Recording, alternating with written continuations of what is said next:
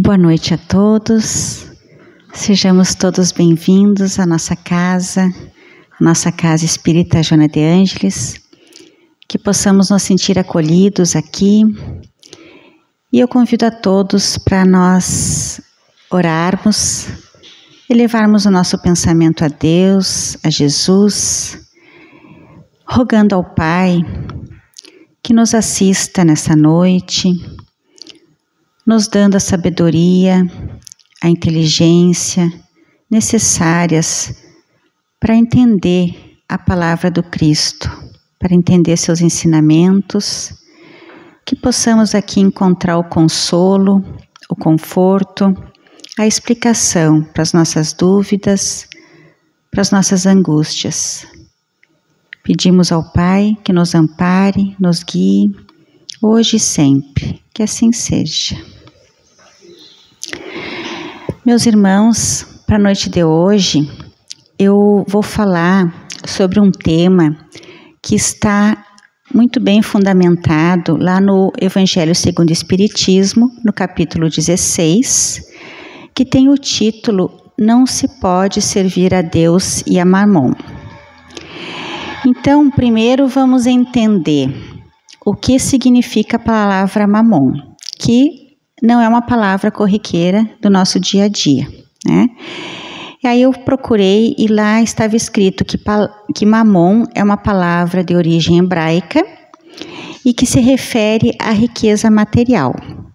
E lá no Novo Testamento foi usada por Jesus para se referir ao dinheiro, às posses e à ambição material. Então, nós poderíamos interpretar esse título como sendo não se pode servir a Deus e, ao mesmo tempo, a riqueza material. E aí, para hoje, então, nós vamos refletir mais especificamente em dois temas que estão dentro deste capítulo, que são as lições, as instruções dos Espíritos, em dois aspectos. Primeiro, vai se falar sobre a verdadeira propriedade e depois um pouquinho sobre o emprego da riqueza. Então, a verdadeira propriedade está lá nos itens 9 e 10 do capítulo, e aí eu convido vocês a nós refletirmos um pouquinho daquilo que está escrito lá. E vamos pensar assim, uma das certezas que nós temos, que a doutrina espírita nos traz, é que nós somos espíritos imortais. Isso quem estuda a doutrina, quem está no espiritismo, acho que não tem dúvida, né? Que somos espíritos imortais. E nós viemos de uma caminhada de várias encarnações. E essas encarnações nas quais provavelmente nós não tivemos a sabedoria de compreender o que significa a verdadeira propriedade? O que realmente me pertence e que jamais pode ser tirado de mim? Por que quando nós chegamos aqui na vida material, nós nos equivocamos e tanto em relação a esses conceitos sobre a materialidade? E aí então o Espírito Pascal, ele vai nos responder com a seguinte mensagem. Ele nos diz que o homem só possui em plena propriedade, ou seja, como seu de verdade, aquilo que lhe é dado levar deste mundo. Do que ele encontra ao chegar e deixa ao partir, ele goza enquanto está aqui encarnado. Forçado, porém, que é a abandonar tudo isso, então ele não tem nas suas riquezas a posse real, mas simplesmente somos usufrutuários. Então, o que é que realmente o homem possui? E aí ele responde assim: nada que é do uso do corpo, tudo o que é de uso da alma. Ou seja, a inteligência, os conhecimentos e as qualidades morais. Todos nós seremos forçados a deixar a Terra um dia, né? Todos um dia voltaremos para a pátria espiritual. E aí, qual o patrimônio que nós levaremos conosco? Aí na questão 150 do Livro dos Espíritos, Kardec pergunta aos espíritos da codificação: a alma nada leva junto consigo deste mundo? E aí os espíritos respondem: nada, a não ser a lembrança e o desejo de ir para um mundo melhor. Essa lembrança, ela será cheia de doçura ou amargor, conforme o uso que a alma fez da vida. Quanto mais pura ela for, melhor a alma compreenderá a futilidade do que deixa na terra. Então, quanto mais nós tivermos esta compreensão de que nós não levaremos nada do que é material, mais nós vamos compreender aonde nós devemos focar os nossos interesses. E aí no livro Os Mensageiros, que é da psicografia do nosso querido Chico Xavier, lá ele traz uma passagem muito interessante. Conta que André Luiz visita uma colônia espiritual chamada Campo da Paz. E lá ele vê, num dos cômodos dessa colônia, um quadro pintado exposto numa parede. E chama atenção porque ele lembra de ter visto esta obra aqui na Terra enquanto encarnado. Como ele era um espírito muito inteligente e curioso, ele então indaga sobre aquele quadro. Porque na sua ingenuidade, ele imaginou que aquele quadro ali seria uma réplica da obra que ele havia visto aqui na Terra. E aí, para sua surpresa, os mentores espirituais dizem a ele que não, que na realidade aquele pintor, enquanto encarnado, durante o sono, durante o descanso do corpo físico, ele pôde visitar em espírito aquela colônia e vislumbrar aquela obra. E aí, quando ele acordou do sono no corpo material, veio a inspiração à mente e ele colocou então aquela pintura na tela. Então, o nosso corpo físico, o nosso corpo material, ele precisa de descanso, né? Todos nós sabemos, precisa do repouso para o refazimento das suas energias orgânicas. Mas o nosso espírito não. O nosso espírito não precisa do descanso. Então, nosso corpo material, ele está ligado ao corpo físico ou perispírito por laços que os espíritos chamam de cordão de prata. Então, durante o sono, enquanto a matéria descansa, este cordão de prata, ele, digamos que se afrouxa. E aí o espírito se desliga parcialmente do corpo e vai até os planos espirituais. Então, essa mensagem de André Luiz, pelas mãos de Chico, ela veio para nos dizer, nos mostrar que nem aquilo que nós atribuímos muitas vezes como nossa criação, uma ideia que nós temos, uma obra de arte, um livro que podemos escrever, alguma descoberta da ciência ou da tecnologia, nem isso é nosso. Nós sofremos a influência, a inspiração dos espíritos. Então é isso que o Espírito Pascal nos fala, lá no Evangelho segundo o Espiritismo, que nada que é de uso do corpo nos pertence, somente o que é de uso da alma. Ou seja, a inteligência, o conhecimento, as qualidades morais. Isto é o que nós vamos levar. Como disse Jesus, o tesouro que as traças e a ferrugem não corroem e que os ladrões não roubam. Então, qual é, afinal, a minha verdadeira propriedade? O que é meu de fato? Tudo que está relacionado à alma, tanto as virtudes quanto os nossos defeitos também. Nós fomos criados por Deus, espíritos simples e ignorantes. E os nossos defeitos, eles representam a falta da virtude. É aquilo que nós ainda não compreendemos, que nós precisamos trabalhar em nós para preencher esse vazio que existe em nós, que são as nossas imperfeições. Na nossa bagagem, nós carregaremos as nossas virtudes, mas também o peso das nossas imperfeições, os nossos remorsos, os nossos desajustes. Então, por isso, na mensagem, o Espírito Pascal, ele nos diz assim: ninguém lhe perguntará, quando chegares no mundo espiritual, quanto que tinhas na terra, que cargo ocupavas, eras príncipe ou eras operário, mas eles perguntarão: que trazes contigo? Não serão avaliados os vossos bens, nem os vossos títulos, mas a soma das virtudes que possua.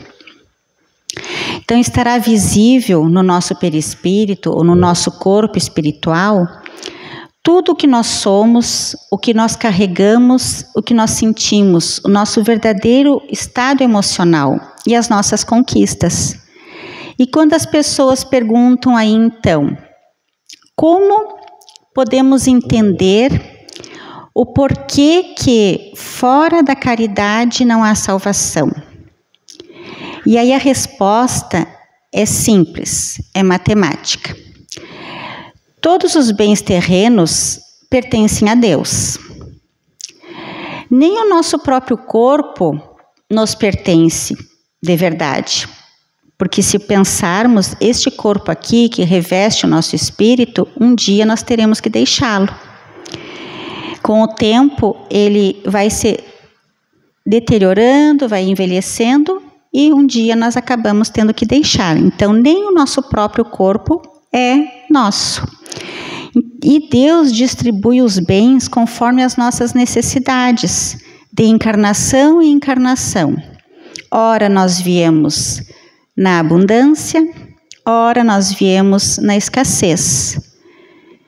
Nós somos administradores, mais ou menos bons, íntegros, inteligentes ou não, daqueles bens que Deus nos concede. Mas nós somos apenas administradores temporários. E aí que nós entendemos que a caridade nos salva. Eu só consigo realizar a verdadeira caridade, aquela que nos ensina o Evangelho de Jesus, se nós conquistarmos as nossas verdadeiras virtudes, os valores interiores. Essas conquistas a gente vai então carregar na nossa bagagem de retorno à pátria espiritual, porque essas serão as nossas conquistas verdadeiras. Na questão 132 do Livro dos Espíritos, Kardec pergunta: qual o objetivo da encarnação? Qual o objetivo da encarnação dos espíritos? E aí eles nos respondem assim: levá-los à perfeição. Para isto é preciso que nós passemos pelas vicissitudes das experiências terrenas. E ainda outro objetivo: pôr o espírito em condições de cumprir a sua parte na obra da criação. Então, ou seja, nós temos dois objetivos na nossa encarnação: o aperfeiçoamento do espírito, não da carne, e o comprometimento de cumprir o nosso papel na obra da criação. Nós temos o propósito de, através das nossas próprias ações, da nossa própria evolução, contribuir para a melhora do nosso planeta.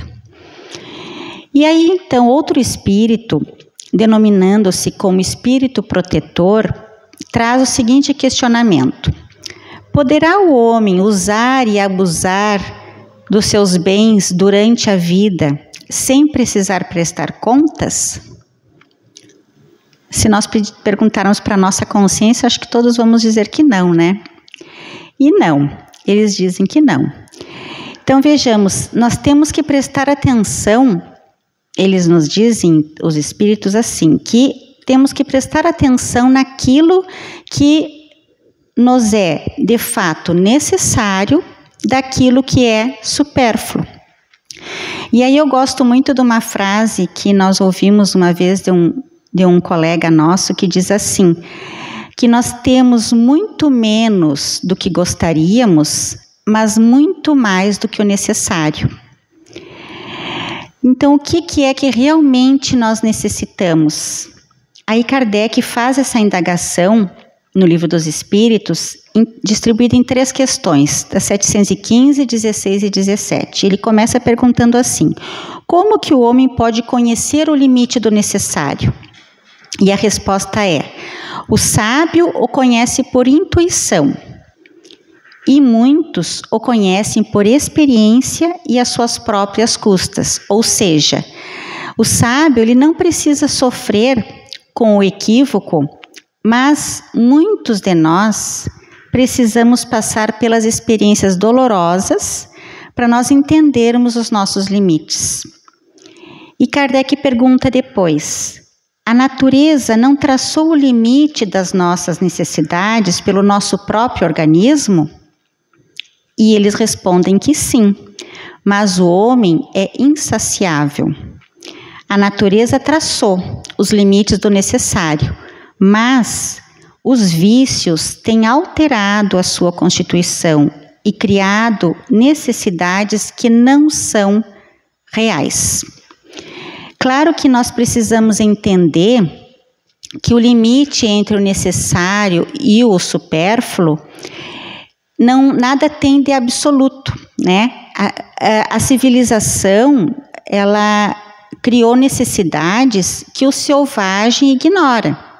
E os espíritos que ditaram esses preceitos, eles não pretendem que o homem civilizado viva como selvagem. Então é preciso que tenhamos o bom senso. E na questão 717, Kardec pergunta ainda, o que pensar dos que monopolizam, daqueles que retêm os bens da terra, para se proporcionar o supérfluo, em prejuízo daqueles onde falta o necessário? E a resposta deles é implacável quando eles dizem assim, desrespeitam a lei de Deus e terão que responder pelas privações que eles ocasionaram. Aí eles nos chamam a atenção para a nossa responsabilidade que nós temos quando, possuindo mais do que nós necessitamos para viver, nós lembrarmos das privações daqueles que sofrem com a falta do necessário. E os amigos espirituais, eles nos alertam que seremos responsabilizados pelo mau uso dos recursos, quando não praticamos o bem, a caridade, a compaixão. E é importante que nós observemos que eles não estão nos dizendo que temos que abrir mão de tudo. Não é isso. Pelo contrário, o Evangelho nos explica que as desigualdades são importantes, que quando essas desigualdades são bem empregadas, quando as desigualdades das riquezas são bem empregadas, elas propiciam o progresso nas diversas áreas, porque é uma engrenagem, né? Diversas áreas que serão beneficiar com estas desigualdades, que proporciona o trabalho, o esforço e o progresso da humanidade. Mas eles nos alertam que os excessos da vida material tornam o indivíduo distraído, preocupado somente com a existência atual, perdendo a visão daquilo que realmente nos importa. Por isso que Jesus fala que seria muito mais fácil passar um camelo pelo buraco de uma agulha do que um rico entrar no reino dos céus. É por essa dificuldade, por essa distração que nós nos colocamos muitas vezes. E Emmanuel, na psicografia de Chico Xavier, ele nos fala que possuir ou procurar se melhorar materialmente não significa que seja ruim, ou que possa nos atrapalhar o nosso desenvolvimento espiritual, mas que, infelizmente, quando nós possuímos em excesso, nós nos superestimamos e nós nos envaidecemos, nos achando melhores do que os outros.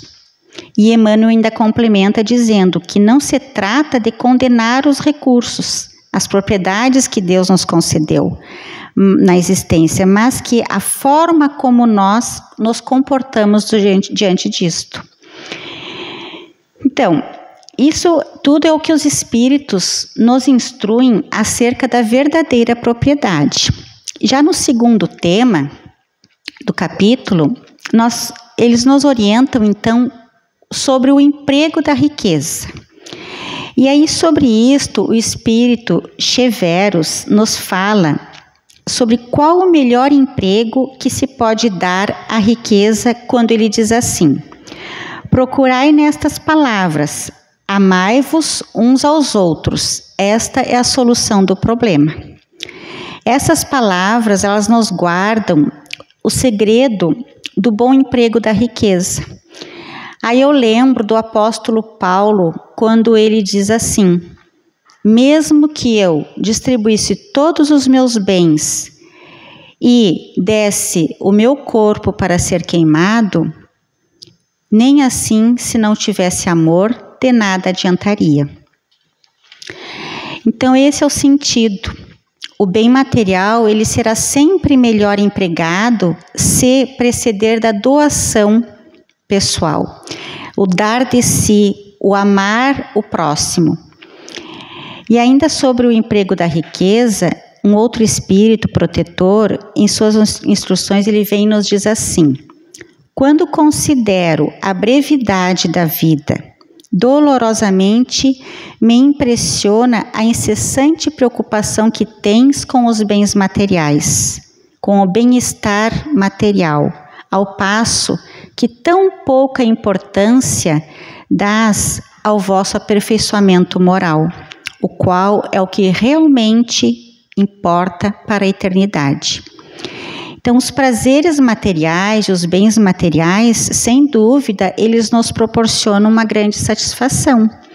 Mas a doutrina espírita, ela vem, através das lições trazidas pelos espíritos, pelos bons espíritos, ela vem nos mostrar que as riquezas, os bens materiais, os prazeres são transitórios, são fugidios. E por ignorância, por cegueira, por um amor imoderado a esta riqueza e ao poder, o homem trabalha, se sacrifica, movido pelo orgulho e pela vaidade. E aí nós temos Joana de Ângeles, que também, através da psicografia do nosso querido Divaldo Franco, que há pouco mais de um mês desencarnou, né, deixou esse plano. Joana de Ângeles, ela nos diz o seguinte, que quando nós estamos mais concentrados, mais ocupados com as coisas materiais, nós podemos desenvolver em nós 3 sentimentos que nos prejudicam: a aflição, a ansiedade e o sofrimento. A aflição pelo medo de perder tudo aquilo que vamos juntando. A ansiedade, porque queremos sempre mais. Nunca nos sentimos saciados, o que nos gera uma sensação de vazio. E o sofrimento, ela diz que porque temos o medo da morte. E a morte significa termos que deixar tudo aquilo que conquistamos aqui. E Joana então explica que todos esses sentimentos são causados porque ainda é muito forte em nós o orgulho e o egoísmo. E o Espírito Fénelon, em sua mensagem, nos traz o seguinte: ele diz que, sendo o homem o depositário, o administrador dos bens que Deus lhe pôs nas mãos, contas severas lhe serão despedidas do emprego que haja feito em virtude do seu livre-arbítrio. Então, nós somos fiéis depositários e usufrutuários, na condição de posse, não de propriedade. Eu tenho a posse dos bens, mas eu não tenho a propriedade dos bens. E o mau uso consiste em aplicar esses bens só em benefício próprio, de forma egoísta. E já o bom uso consiste em aproveitar os bens que Deus me concedeu e pensar em auxiliar o meu semelhante. E ainda o Espírito Fenelon, ele nos alerta que a beneficência dá alívio à miséria, diminui a fome, diminui o frio, dá abrigo a quem não tem teto. Porém, dever igualmente imperioso e meritório é prevenir a miséria. Esta seria, então, a missão das grandes fortunas, mediante o trabalho de todo gênero. O trabalho, ele desenvolve a inteligência e dá dignidade ao ser humano, enquanto que a esmola, ela humilha e degrada. Então, a riqueza concentrada, os espíritos nos dizem que ela deve ser qual uma fonte de água viva, que espalha produtividade e bem-estar ao seu derredor. E diz assim: ó vós ricos, que usar bem da riqueza, o vosso coração será o primeiro a matar a sede nesta fonte de água viva, e já nesta vida sentirá o gozo da vossa alma. Ao contrário dos gozos materiais do egoísta, que produzem o vazio do coração. E como na parábola dos talentos, o Senhor dirá: bom e fiel servo, entra na alegria do teu Senhor. Nessa parábola, o que enterrou o dinheiro, que Deus confiou, ele representa o avarento, onde a riqueza se conserva improdutiva. A todos os que podem doar, pouco ou muito direis: dai esmola quando for preciso, mas, tanto quanto possível, convertei-a em salário, a fim de que aquele que a receba não se envergonhe disso. Então, meus irmãos, o que realmente nos pertence? Qual que é o meu verdadeiro patrimônio? O que eu levarei comigo quando a Dona Morte bater na nossa porta? Qual será o peso da minha bagagem?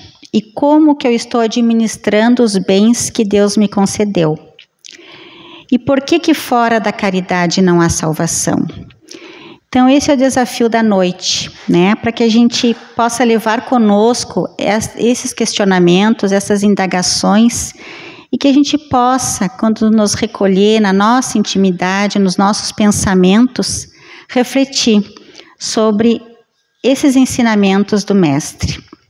E para finalizar, eu vou contar uma pequena história que eu extraí do livro que nós estamos lendo agora, está no Clube do Livro, Construindo Dias Felizes, de Cláudia Show. O título da história diz assim: Fazer o Bem. E conta o seguinte: o trânsito estava muito agitado, os carros iam e vinham com muita velocidade. Ninguém pensava em parar, todos queriam rapidez. E lá no acostamento, um carro parado e uma senhora, uma mulher, empurrando com muito esforço, um problema mecânico. Aquela mulher suada, cansada, mal conseguia respirar, suplicava ajuda, pedia para que parasse, mas ninguém parava. E aí ela viu que o auxílio da terra não vinha, e aí então ela rogou a Deus por ajuda. E a ajuda não demorou a vir. Um rapaz de uns 20 e poucos anos parou e ofereceu auxílio a ela. E ela disse então: ó, meu filho, faz 1 hora que eu estou aqui nessa situação, o carro estragou e eu tenho que levar até a oficina mais próxima. E aí o rapaz disse para ela assim: fique tranquila, não se preocupe. Guinchou o carro, rebocou e levou até a oficina. Disse para ela: vamos sair daqui. Depois de uns 30 minutos, o problema estava resolvido. E aí o rapaz olhou para ela e ela disse: nossa, meu filho, eu não sei como te agradecer por tanta bondade. E ele não deu muita importância àquele agradecimento, se despediu e seguiu viagem. Ele estava com pressa, ele estava atrasado já para chegar no trabalho. E aí seguiu em direção ao seu trabalho. Ele trabalhava numa banca de jornais, ele era dono de uma banca de jornais. E ele já estava muito atrasado. Chegou lá, ele percebeu um tumulto, percebeu que algo de errado estava acontecendo. Viu policiais, corpo de bombeiros, uma multidão de curiosos. E aí ele, sem entender direito aquilo que estava acontecendo, parou do lado de um senhor e perguntou: meu amigo, sabe o que está acontecendo aqui? E aí o senhor falou assim: há cerca de 30 minutos atrás, um motorista de um caminhão perdeu os freios, desceu essa ladeira a toda velocidade, bateu na banca de jornais, arrastou com tudo e derrubou na ponte. Agora os bombeiros estão tentando encontrar o corpo do jornaleiro que sumiu no meio dos escombros, no meio dos estragos. E aí aquele bom rapaz ficou com as pernas bambas, porque ele era o jornaleiro, e se deu conta que, por causa de uma boa ação, ele atrasou 30 minutos para chegar no trabalho, e aí a sua vida estava salva. Então, no dia seguinte, a história dele foi contada nos jornais, e a caridade o salvou. Então, por toda parte, há oportunidade de nós fazermos o bem. Nós somos convidados a todo momento ao despertamento. E é preciso entender o porquê que a caridade nos salva. Ela proporciona nós acumularmos conquistas na nossa bagagem espiritual, aquela bagagem em que a gente coloca os bens que a ferrugem e as traças não corroem e o ladrão não rouba. Esta é a nossa verdadeira propriedade, nada do que é de uso do corpo e tudo que é de uso da alma. Depende de cada um de nós, meus irmãos, sermos mais ricos ao partir dessa vida do que quando nós chegamos aqui. Então eu convido agora todos a orar. Vamos novamente elevar o nosso pensamento a Deus, a Jesus, aos bons amigos espirituais, aos espíritos protetores dessa casa, e vamos agora fazer a caridade moral da irradiação. Vamos pedir por todos aqueles irmãos necessitados que vivem em lugares insalubres, aos doentes dos hospitais, em especial os hospitais aqui da nossa cidade. Pedimos pelos suicidas, pedimos auxílio aos alcoólatras, aos dependentes químicos, a todos aqueles que caíram no equívoco, no erro. Pedimos aos bons amigos espirituais que iluminem nossos governantes em todas as esferas, para que o mundo possa se melhorar. Pedimos pelos lugares onde ainda existe a guerra, que a paz chegue até lá.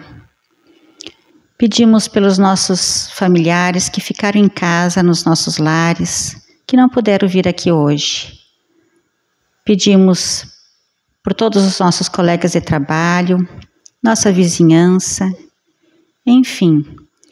Pedimos o auxílio da espiritualidade a todos os necessitados. E agora, em especial, pedimos também por nós mesmos, que possamos voltar para os nossos lares melhores do que aqui chegamos, que possamos ter uma próxima semana em paz, harmonia, com saúde do corpo físico, com a força, a coragem, a resignação para seguirmos a nossa tarefa nesta encarnação. Que possamos todos então ficar em paz com Jesus no nosso coração. Que assim seja.